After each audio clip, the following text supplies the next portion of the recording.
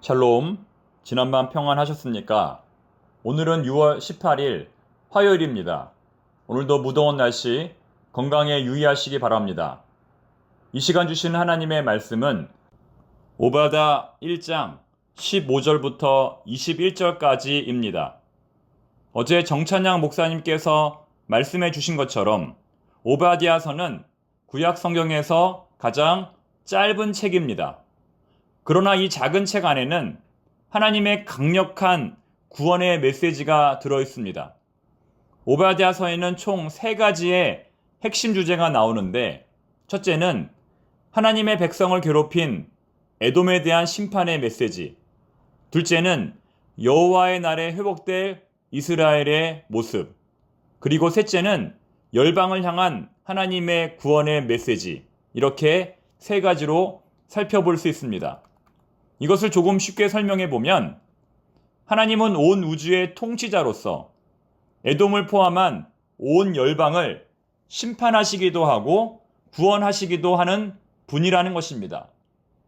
오바다는 야훼의 종이라는 뜻을 가지고 있습니다. 이전에도 말씀드렸지만 성경 안에 오바댜라는 인물은 무려 13명이나 등장합니다. 그 중에서 우리에게 가장 잘 알려진 인물은 하나님의 선지자 100명을 숨기고 먹여주었던 아하방의 신하 오바댜입니다.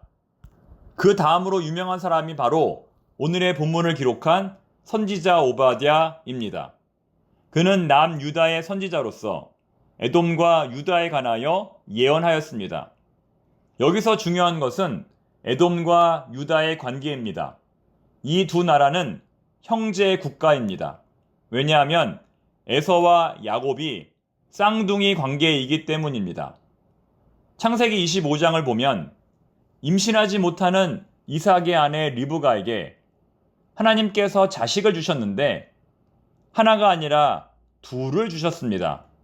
재밌는 것은 뒤늦게 태어난 동생 야곱이 형 에서의 발꿈치를 붙잡고 태어났다는 것입니다. 그만큼 두 형제의 관계가 갈등적이었고 경쟁적이었다는 말입니다. 야곱이 형 에서의 축복을 가로챈 후 외삼촌 라반의 집으로 도망하는 이야기는 여기서 따로 말씀드리지 않겠습니다. 훗날 이러한 에서의 후손은 에돔이 되고 야곱의 후손은 이스라엘이 되었습니다. 그러나 성경은 그 이후로도 두 나라 사이의 갈등과 경쟁이 끊이지 않았다고 보고합니다. 그런데 문제는 유다가 멸망당할 때에 에돔이 해서는 안 될 짓을 벌였다는 점입니다. 어제 본문 오바다 1장 11절부터 14절까지를 보면 이스라엘 입장에서는 영원히 잊혀지지 않을 8가지의 민족적 트라우마가 기록되어 있습니다.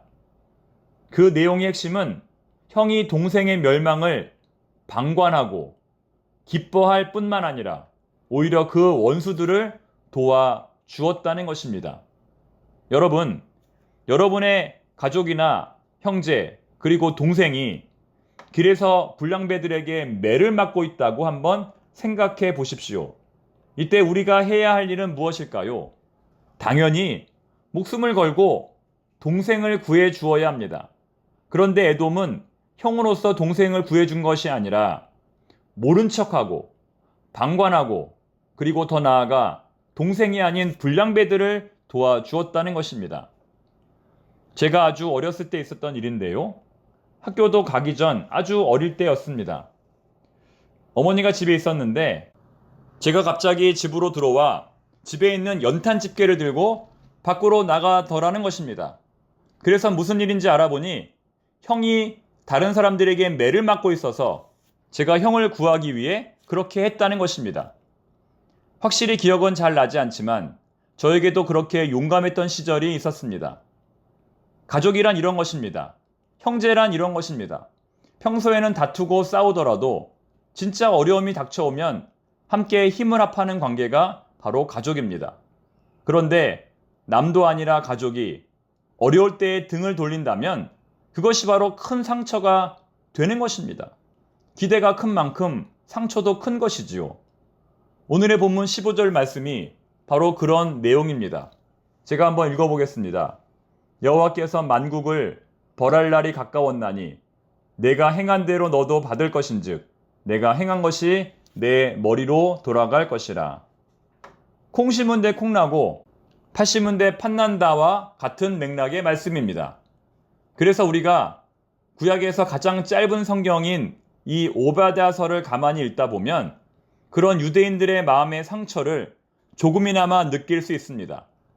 그들은 나라가 망할 때에 그런 자신들을 도와주지 않고 오히려 큰 상처를 주었던 에돔 사람들에 대한 깊은 원한이 있었던 것입니다.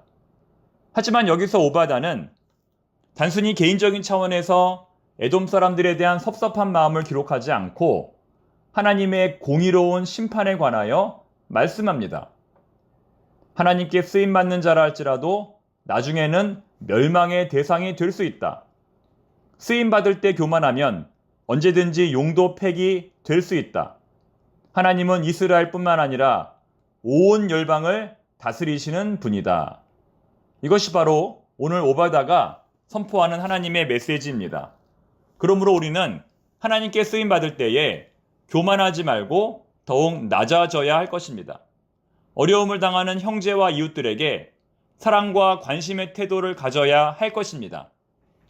지난 주일 소망구 예배 시간에 윤하영 전도사님의 특강이 있었습니다. 노년기의 정신건강 바르게 알기라는 제목의 특강이었는데 이 강의는 저를 포함한 이 시대의 모든 사람들에게 피가 되고 살이 되는 유익한 강의였습니다. 우울증과 치매에 관하여 보다 더 자세히 알고 어떻게 그것을 예방할 것인지, 어떻게 진단받고 치료받을 것인지에 대해서 잘 배웠습니다. 강의의 실천으로 우리가 우울증과 치매를 예방하기 위해서 다음에 3가지의 질문을 서로에게 항상 해야 한다고 배웠습니다. 어젯밤 잘 주무셨습니까? 식사는 잘 하셨습니까?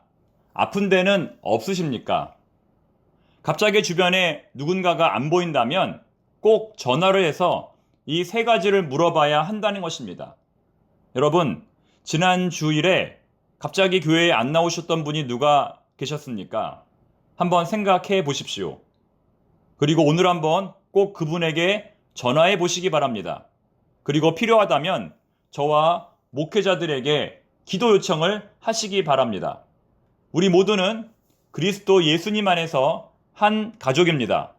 오늘도 주 안에서 믿음으로 승리하시기를 바랍니다. 기도하겠습니다.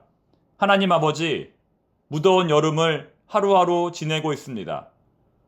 폐렴 때문에 병원에 입원하신 분도 있고 감기와 몸살로 고통받는 분들도 있습니다. 수술을 마치고 회복 중인 분들도 있습니다. 아들을 군대에 보내고 하나님의 도우심을 바라는 어머니도 있습니다. 또한 우울증과 치매로 인하여 하루하루 힘든 시간을 보내는 교우들도 있습니다.